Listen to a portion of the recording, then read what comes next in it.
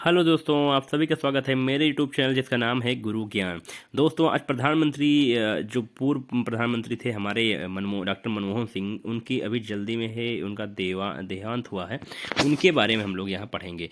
बहुत जल्दी जल्दी इस वीडियो को करेंगे जिससे कि उनसे रिलेटेड, क्योंकि इंपॉर्टेंट है, परीक्षा के लिए बहुत इंपॉर्टेंट रहेगा, क्योंकि वो बहुत चर्चित शख्स थे। और चर्चित अगर शख्स है कोई तो उसका बारे में पेपर में ज़रूर पूछा जाता है। अगर उसकी मृत्यु होती है या वो कोई ऐसे पुस्तक लिखता है तो उसके बारे में ज़रूर पेपर में पूछा जाता है। तो चलते हैं, पहला जो है आपका ये कहा आपसे बताया जाता है कि भारतीय राष्ट्रीय कांग्रेस के राजनीतिज्ञ थे और भारत के पूर्व प्रधानमंत्री थे, अर्थशास्त्री थे। सबसे इंपॉर्टेंट चीज़ है, अर्थशास्त्री थे। जून 1991 में उन्होंने वैश्वीकरण और उदारीकरण की सबसे पहली नीति, जिससे इस देश की आर्थिक स्थिति जो आज हम देख रहे हैं मॉडल इंडिया, जिसमें आप कहा जा रहा है कि प्राइवेटाइजेशन की बात की जा रही है, मैन्युफैक्चरिंग की बात की जा रही, उन सभी की बात किससे कही गई? वो कही गई है सबसे पहली शुरुआत मनमोहन सिंह जी ने, जब पीवी नरसिम्हा राव जी ने उनको आमंत्रित किया कि आप हमारे वित्त मंत्री बनिए, और उनको वित्त मंत्री बनाया गया। और वो उनको वित्त मंत्री बनाने के बाद में उन्होंने जो सुधार किए आर्थिक क्षेत्र में अपने भारत के लिए, वो बहुत ही अतुलनीय थे, अद्भुत थे। उसी का आज जो प्रपेक्ष है कि आज इंडिया विश्व में धीरे धीरे विश्व की इकोनॉमी में तीसरे नंबर पर पहुंच चुका है।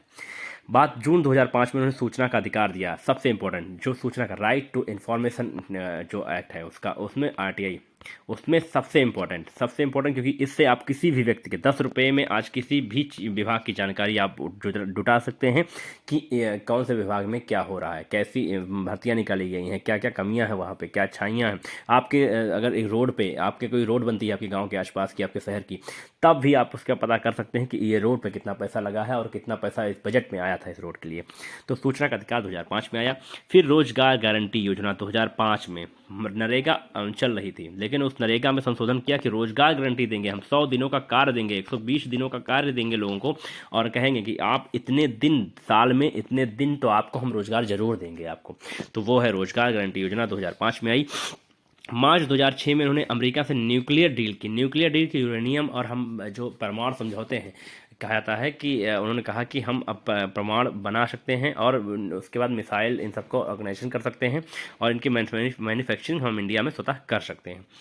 फिर आगे चल के देखते हैं कि इनका जन्म 26 सितंबर 1932 को हुआ था। पंजाब में हुआ था। कहाँ पे हुआ था? पंजाब, जो इस समय पाकिस्तान में है। अमृत कौर इनकी माता का नाम, और गुरमुख सिंह इनके पिता का नाम था। इनकी पत्नी का नाम गुलशन कौर है। 26 दिसंबर 2024 को नई दिल्ली में एम्स में इनकी मृत्यु हुई।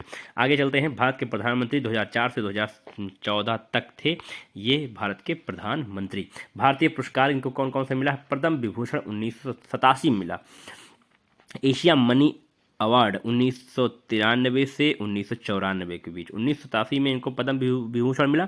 एशिया मनी अवार्ड 1993 1994, उन्होंने इतना ज़्यादा बेहतर काम किया आर्थिक क्षेत्र में भारत के लिए कि इनको एशिया मनी अवार्ड दिया गया। एशिया का सबसे इंपॉर्टेंट आर्थिक क्षेत्र का जो अवार्ड है वो एशिया मनी अवार्ड है। यूरो मनी अवार्ड भी इनको 1993 में मिला। सर्वश्रेष्ठ वित्त मंत्री का अवार्ड है ये। जो वित्त मंत्री होते हैं हर देशों के, उन सभी देशों के सबसे सर्वोत्तम वित्त मंत्री होता है, उसको मिलता है यूरोपियन मनी अवार्ड 1993 में। कैम्ब्रिज यूनिवर्सिटी से पीएचडी और ऑक्सफोर्ड से डीफिल की भी उपाधि इनको मिली थी। इन्होंने डीफिल भी किया था और उसके बाद पीएचडी भी किया था। जनवरी 2009 में उन्हें पहचान के लिए आधार कार्ड की शुरुआत इन्होंने ही की थी, जनवरी 2009 में। शिक्षा का अधिकार 2010 में, शिक्षा अनिवार्य कंपलसरी एजुकेशन थी, लेकिन शिक्षा का अधिकार दिया गया कि 14 साल तक हर बच्चे का अधिकार है शिक्षा के लिए, और अनिवार्य शिक्षा कंपलसरी फ्री एंड एजुकेशन, उसकी बात की गई। तो 2010 में इसकी बात की गई। 1982 से 1985 तक ये आरबीआई के गवर्नर भी थे। इनके द्वारा जो पुस्तक लिखी गई वो लिवरेज ए बॉर्डर व्यू, लिवरेज ए बॉर्डर व्यू, चेंजिंग इंडिया,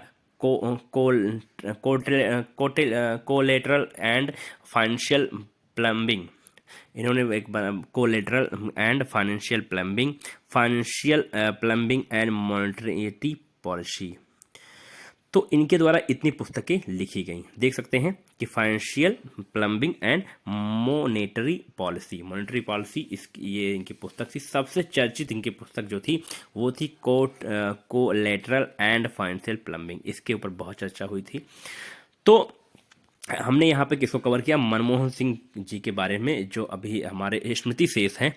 स्मृति शेष मनमोहन सिंह, डॉक्टर मनमोहन सिंह जी अभी हमारे हम सबको बीच नहीं है, लेकिन उनकी उपाधियाँ, उनके कार्य हम लोग के बीच में हैं। उनके द्वारा जो कार्य किया गया आर्थिक क्षेत्र में वो अद्भुत है, कल्पनीय है, उसे हम कभी भुला नहीं सकते हैं।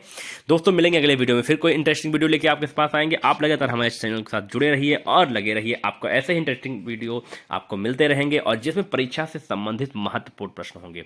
दोस्तों आप शेयर कीजिए, लाइक कीजिए, कमेंट जरूर कीजिए। दोस्तों मिलते हैं अगले वीडियो में, तब तक के लिए धन्यवाद, बाय बाय दोस्तों।